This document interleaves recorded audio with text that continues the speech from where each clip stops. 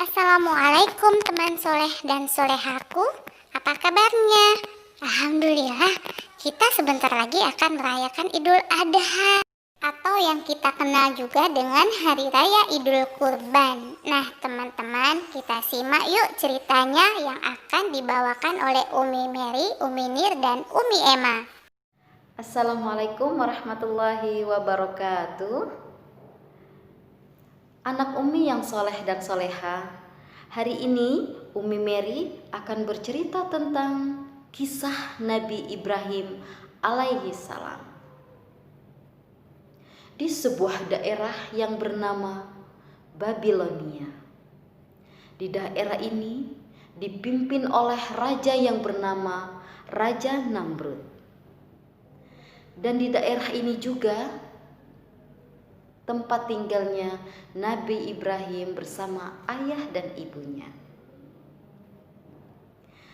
Di daerah Babilonia dipimpin oleh Raja Namrud yang terkenal raja yang sangat kejam. Raja yang sangat keras dengan kepemimpinannya. Kemudian di suatu hari ada seorang peramal menemui Raja Namrud, mengatakan kepada Raja Namrud, "Wahai Raja Namrud, tahukah kamu bahwa di suatu hari nanti akan ada seorang bayi lahir laki-laki yang akan menurunkan tahtamu, yang akan menentang pendudukmu, pengikutmu untuk menyembah patung." Mendengar ini, Raja Namrud marah. Raja Namrud kesal bahwa mendengar cerita dari ramalan tersebut. Kemudian apa yang terjadi? Raja Namrud lalu memanggil pengawal kerajaan, prajurit kerajaan. Dipanggillah pengawal kerajaan. "Wahai pengawalku," kata Raja Namrud, "silahkan kalian mencari, melihat kalau ada ibu yang hamil dan dia melahirkan anak laki-laki, maka aku perintahkan segera dibunuh." Mendengar perintah Raja Namrud, pengawal dan prajurit pun langsung mencari dan melihat ibu yang hamil di negara tersebut, di daerah tersebut. Ibu Amilah sedang hamil.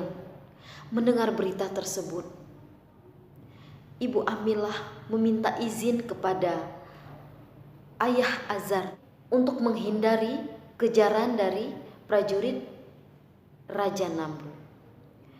Kemudian diizinkanlah sama ayah Azar.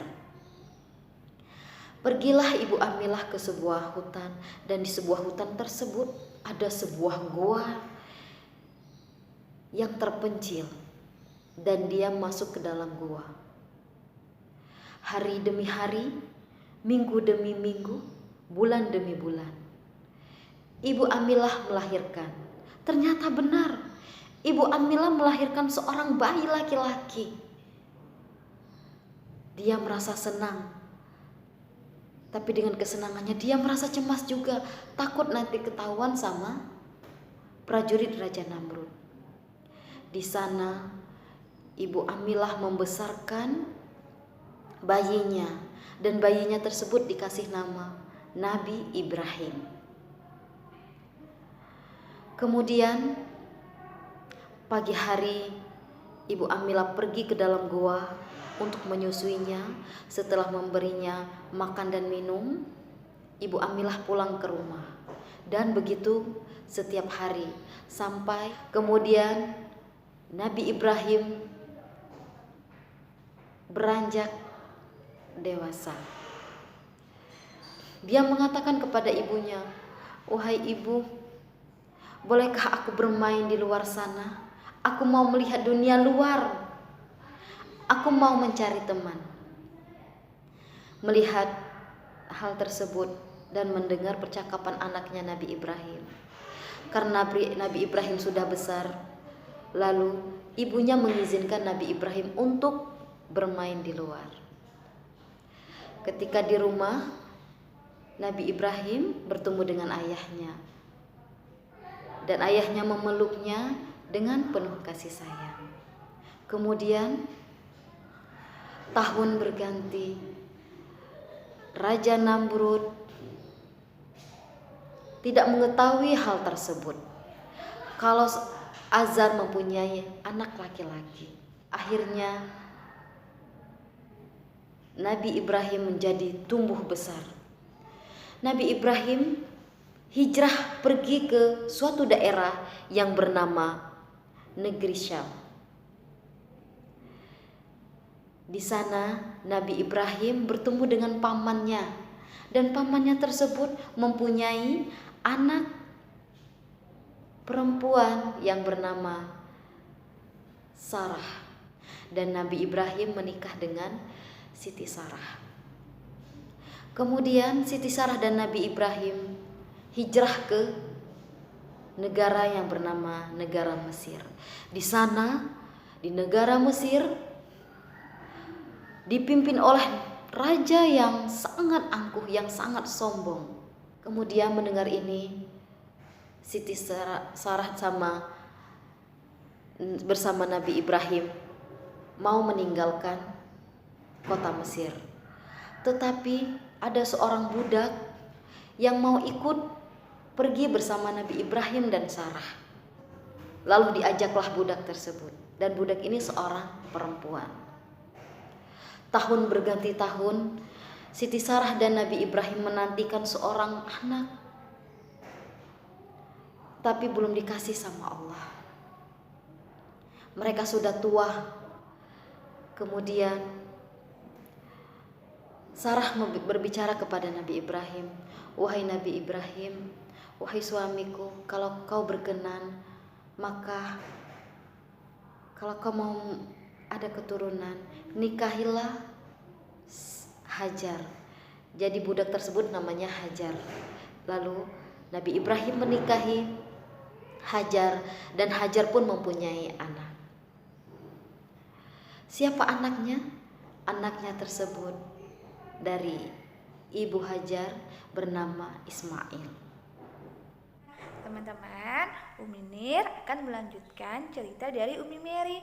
Tadi Nabi Ibrahim sudah bertemu dengan Siti Hajar. Kemudian mereka menikah dan mereka dikaruniai seorang putra yang luar biasa. Dia bernama Ismail. Nah, Umi akan meneruskan ceritanya, yaitu kisah tentang Nabi Ismail semasa dia masih bayi. Bismillahirrahmanirrahim. Suatu hari Nabi Ibrahim bersama sang istri dan putranya Ismail sedang melakukan perjalanan menuju ke kota Mekah. Setelah berminggu-minggu, akhirnya mereka tiba di kota Mekah. Sesampai di kota Mekah, mereka melewati padang pasir yang begitu tandus, gersang dan panas. Tiba-tiba Nabi Ibrahim melihat sang anak dan istrinya kelelahan, sedangkan Nabi Ibrahim ada tugas lagi dari Allah. Kata Nabi Ibrahim, "Sepertinya kalian sudah mulai lelah, wahai istri dan anakku. Aku akan membuatkan tenda untuk kalian beristirahat di sini." "Ya, baiklah suamiku. Aku akan menunggu engkau membuatkan tenda untuk kami." Kemudian sang suami pun menyelesaikan membuat tendanya, sehingga Nabi Ismail bisa beristirahat dengan tenang. Pulas sekali tidurnya putra kita, wahai suamiku." "Iya, tapi sepertinya wahai istriku, aku akan melanjutkan perjalananku, dan engkau akan tetap di sini bersama Ismail putra kita." "Baiklah suamiku, kalau itu adalah perintahmu, engkau menjalankan perintah Allah, maka aku akan menuruti apa yang engkau perintahkan. Aku akan menjaga putra kita dengan baik-baiknya." Akhirnya Nabi Ibrahim pun berpamitan kepada Siti Hajar. Dengan berat hati, Siti Hajar mengizinkan suaminya pergi. Tapi karena atas perintah Allah, sang istri pun mengizinkan suaminya karena mereka berdua adalah orang yang sangat taat dan soleh-soleha kepada Allah. Sang anak pun beristirahat dengan tenang. Masya Allah, luar biasa pengorbanan sang ayah. Nabi Ibrahim selain taat kepada Allah, dia juga bertanggung jawab kepada istri dan anaknya. Begitu luar biasa dia mengasihi istri dan anaknya. Kemudian, walaupun tampak sedih, sang ayah meninggalkan mereka. Ayahnya pun mulai pergi meninggalkan istri dan anaknya dan berjanji akan segera kembali untuk menjemput Ismail dan istrinya. Tiba-tiba setelah beberapa lama kepergian sang ayah, Ismail pun menangis sangat kencang. Ismail pun menangis sangat kencang sehingga sang ibu pun merasa cemas dan panik. Wahai anakku, kenapa engkau menangis wahai anakku? Sabarlah sebentar sayang. Dia pun kebingungan karena sang anak mulai kelaparan. Tunggulah sebentar wahai anakku, aku akan mencarikan air untukmu agar kau bisa minum air itu. Kemudian Siti Hajar pun berlari teman-teman. Dia berlari dari Bukit Safa ke Bukit Marwah. Dia berlari mencari sumber air. Tetapi Ismail tak henti-hentinya menangis. Tidak pernah berhenti dia menangis, semakin kencang dan semakin menjadi. Sabar anakku. Kemudian Siti Hajar berlari dari Bukit Safa ke Bukit Marwah. Sehingga sampai sekarang lari-lari kecil yang dilakukan Siti Hajar dilakukan oleh orang-orang yang melaksanakan ibadah haji ke Baitullah. Itulah yang dinamakan dengan syai, lari-lari kecil dari Bukit Safa menuju ke Bukit Marwah. Dia berlari terus pantang menyerah mencari sumber air. Akhirnya Siti Hajar pun kelelahan teman-teman. Dan dia pun berdoa, "Ya Allah, tolong selamatkan aku dan putraku. Tetapkanlah kami untuk bisa bertahan ya Allah. Aku mohon kepadamu, lindungilah kami berdua." Siti Hajar adalah orang yang taat kepada Allah. Dia selalu mengenadahkan tangannya kepada Allah, berdoa kepada Allah, dan dia tidak pernah letih, tidak pernah lelah untuk terus berdoa sampai doanya diijabah oleh Allah Subhanahu wa taala. Kemudian Siti Hajar pun kaget. Setelah dia berdoa, tiba-tiba dia melihat sesosok yang bercahaya. Dia adalah malaikat Jibril. Kemudian malaikat Jibril menyampaikan bahwa Allah akan menjamin setiap umatnya untuk memenuhi kebutuhan setiap umatnya. Malaikat Jibril pun menyampaikan kepada Siti Hajar bahwa yakinlah Allah akan bersama kalian dan Allah akan mencukupi kebutuhan kalian. Dan Siti Hajar pun mengaminkan semua yang dikatakan oleh malaikat Jibril. Ternyata teman-teman, setelah kehadiran malaikat Jibril, Siti Hajar pun menemui sang putranya. Betapa kagetnya Siti Hajar ketika melihat sang putra sudah berada di padang pasir. Ternyata ketika menangis tadi, sang putra mengentak-entakkan kakinya ke padang pasir, sehingga muncullah sumber mata air seperti air mancur. Wah, begitu luar biasa Allah kasih kenikmatan kepada Siti Hajar dan Ismail. Masya Allah, di bibirnya Siti Hajar tak henti-hentinya berzikir dan bersyukur atas karunia dari Allah. Alhamdulillah, Masya Allah, luar biasa nikmatmu ya Allah. Engkau berikan aku sumber mata air yang begitu deras. Akhirnya sang ibu pun memberikan airnya kepada Ismail sehingga Ismail berhenti menangis. Minumlah anakku, air ini semakin detik, semakin tiap menit dan jamnya dia bertambah banyak sehingga seperti sumur. Zam-zam, zam-zam, kumpul, kumpul, kumpul, hingga sampai saat ini air itu diberi nama air zam-zam, teman-teman. Akhirnya Ismail meneguknya dan alhamdulillah Ismail pun tenang kembali dan dia tidak lagi kehausan. Masya Allah, luar biasa kekuatan dari doa seorang ibu. Ternyata Allah kirimkan sumber mata air dari orang-orang yang sabar dan senantiasa selalu berdoa kepada Allah.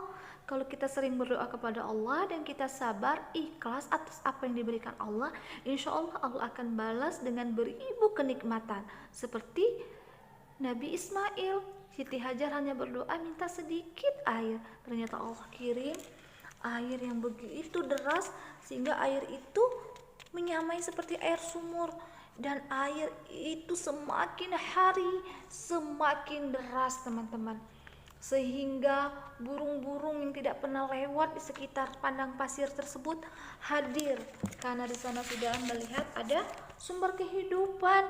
Burung-burung berterbangan, akhirnya masyarakat sekitar pun melihat, wah, kenapa di daerah padang pasir ini tiba-tiba banyak burung yang berterbangan? Mungkin di sana ada sumber mata air. Akhirnya mereka melewati sumber itu dan mereka melihat ternyata benar ada sumber mata air dan airnya begitu nikmat. Akhirnya masyarakat sekitar berinisiatif untuk mengambil air di sana dan membuat air zam-zam itu menjadi seperti sumur. Dan akhirnya air zam-zamnya bisa dinikmati oleh semua manusia kalangan dari segala penjuru dunia. Karena setiap tahun orang yang berangkat haji maupun melakukan ibadah umroh ke Baitullah bisa menikmati air sumur zam-zam itu. Nah, teman-teman, itulah asal mulanya adanya air sumur zam-zam. Itu berkat doanya Siti Hajar dan kuasa Allah yang Allah berikan kepada orang-orang yang beriman kepada Allah. Semoga kita termasuk salah satu orang-orang yang beriman kepada Allah dan kelak akan menjadi pengikutnya Nabi Muhammad SAW. Semoga kita semua selalu diberkahi Allah dan diberi rahmat oleh Allah seperti Nabi Ismail dan Siti Hajar. Nah, teman-teman, cerita masa kecilnya Ismail yang begitu luar biasa. Nabi Ismail masih kecil sudah bisa memberikan manfaat untuk orang banyak, untuk orang lain. Sumber air yang tadinya berasal dari hentakan kaki Nabi Ismail bisa dinikmati oleh semua manusia sampai detik ini. Karena sebaik-baik manusia adalah yang bermanfaat untuk orang lain. Semoga kita juga bisa menjadi manusia yang bermanfaat untuk orang banyak. Sekian cerita dari Umi. Kemudian akan dilanjutkan oleh Umi Emma. Oke, di sini Umi Emma akan bercerita tentang mimpinya Nabi Ibrahim alaihissalam. Ini teman-teman, pada suatu hari Nabi Ibrahim baru tiba di Mekah. Lalu Nabi Ibrahim menyuruh istrinya Hajar untuk memandikan Nabi Ismail dan memakaikan baju yang paling bagus. Dan Nabi Ibrahim mengajak Nabi Ismail keluar rumah menuju pergunungan. Mereka berbicara dengan melepas rasa rindu. Pada saat itu teman-teman, Nabi Ibrahim ingin menyampaikan sesuatu kepada Nabi Ismail. Saat di perjalanan, Nabi Ibrahim bertanya kepada Nabi Ismail, "Wahai anakku, aku ingin menyampaikan sesuatu kepadamu. Apa pendapatmu?" Lalu kata Nabi Ismail, "Wahai ayah, sampaikanlah apa yang ingin ayah sampaikan kepadaku." Tapi teman-teman, Nabi Ibrahim ragu ingin menyampaikannya kepada Nabi Ismail. Nabi Ibrahim merasa berat ingin menyampaikan berita itu kepada Nabi Ismail. Pada saat di perjalanan, lalu Nabi Ibrahim berkata kepada Nabi Ismail, "Wahai anakku, dulu ketika aku berdoa meminta keturunan kepada Allah, aku berjanji kepada Allah bahwa aku ingin memberikan sesuatu yang berharga kepada Allah." Lalu teman-teman, Nabi Ibrahim serius mendengarkan cerita ayahnya. Wahai anakku, setiap aku tertidur, aku selalu bermimpi. Aku bermimpi tentang dirimu. Kata Nabi Ibrahim. Lalu apa teman-teman kata Nabi Ismail? Wahai ayah, apa yang engkau mimpikan tentangku ayah? Sampaikanlah padaku. Ada apa denganku ayah? Tanya Nabi Ismail. Lalu teman-teman, Nabi Ibrahim menceritakan tentang mimpinya. Kata Nabi Ibrahim, wahai anakku, sesungguhnya aku bermimpi Allah memerintahkan aku untuk menyembelihmu. Apa pendapatmu?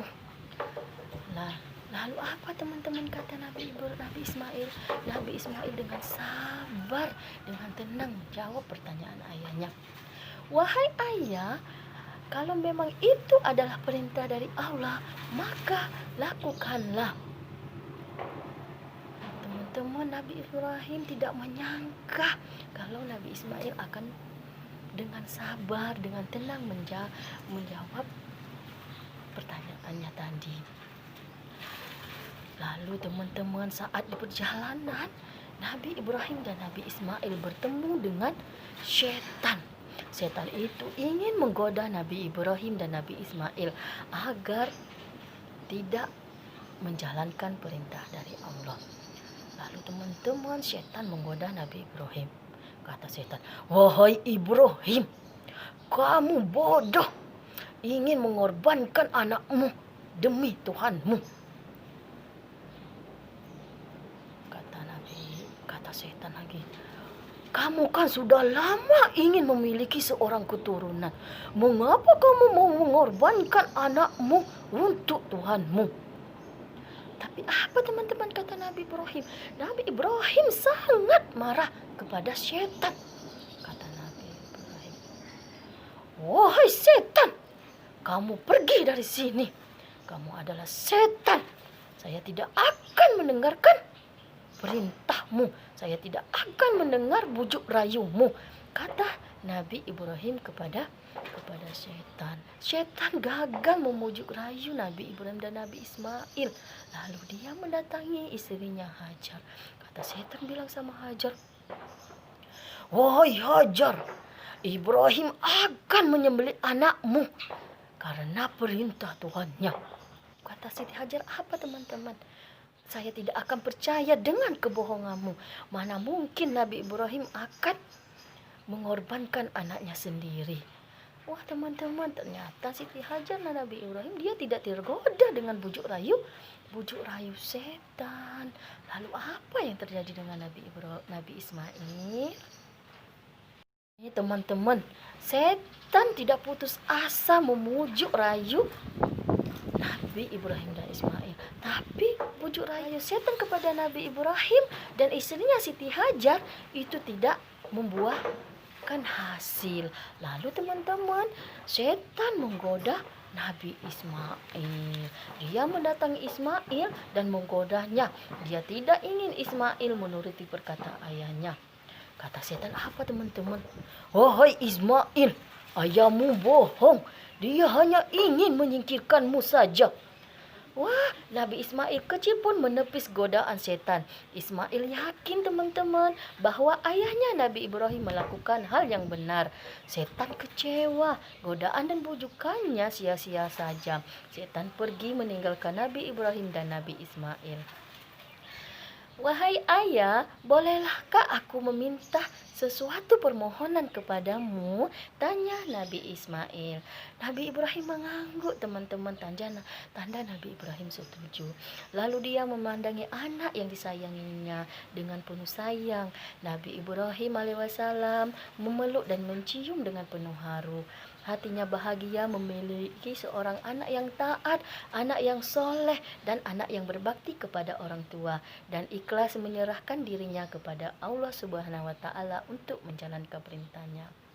Anakku, apakah yang engkau inginkan dari ayahmu ini? Tanya Nabi Ibrahim. Ayah, aku ingin. Ayah mengasah pisau itu dengan sangat tajam, sehingga sakitku akan terasa ringan dalam menjalankan perintah ini?" Sambung Nabi Ismail dengan suara yang tenang. Nabi Ibrahim alaihissalam kembali menganggukkan kepalanya. Berat baginya untuk menunaikan tugas ini. Dan teman-teman, matanya berkaca-kaca. Ditatapnya kembali anaknya Nabi Ismail dengan penuh cinta. Meskipun sedih, Nabi Ibrahim dan Nabi Ismail percaya bahwa ini adalah perintah dari Allah Subhanahu wa Ta'ala. Dengan menyebut nama Allah Subhanahu wa Ta'ala, Nabi Ibrahim alaihissalam memulai menjalankan perintahnya. Nabi Ismail diikat kakinya dan diikat tangannya. Kemudian teman-teman, Nabi Ismail dibaringkan di atas batu yang sangat besar. Dengan posisi wajah Nabi Ismail berpaling dari Nabi Ibrahim alaihissalam. Nabi Ibrahim alaihissalam teman-teman tiba-tiba meletakkan pisaunya di leher Ismail. Berpuluh kali Nabi Ibrahim mencoba menyembelih anaknya, tetapi teman-teman, pisau itu tidak berfungsi. Padahal pisau itu sudah diasah oleh Nabi Ibrahim, sangat tajam. Ada apakah teman-teman dengan pisau Nabi Ibrahim? Ternyata teman-teman, Nabi Ibrahim menyadari bahwa Allah Subhanahu wa Ta'ala melindunginya, anaknya Nabi Ismail. Nabi Ibrahim merasa bingung dengan situasi itu. Bukankah tugas penyembelihan ini adalah perintahmu, wahai Allah? Gumam Nabi Ibrahim. Lalu teman-teman, malaikat Jibril datang turun dari langit memberi kabar bahwa dan membawa seekor domba. Allah Subhanahu wa Ta'ala hanya menguji kesetiaan Nabi Ibrahim kepadanya. Ternyata Nabi Ibrahim rela mengorbankan anak yang dicintainya untuk memenuhi perintah Allah Subhanahu wa Ta'ala. Nabi Ibrahim dan Nabi Ismail telah lulus dari ujian Allah Subhanahu wa Ta'ala. Nabi Ibrahim pun tidak perlu menyembelih Nabi Ismail. Kenapa teman-teman? Karena Allah telah menggantikan Nabi Ismail dengan seekor domba. Nah, pada saat itulah peristiwa hari raya haji, peristiwa hari raya kurban terjadi teman-teman. Karena cerita Nabi Ibrahim, Nabi Ismail inilah kita sekarang akan merayakan hari raya kurban. Karena Nabi Ibrahim dan Nabi Ismail ingin mengorbankan seekor domba pada hari raya ini. Cukup sekian dan terima kasih. Assalamualaikum warahmatullahi wabarakatuh.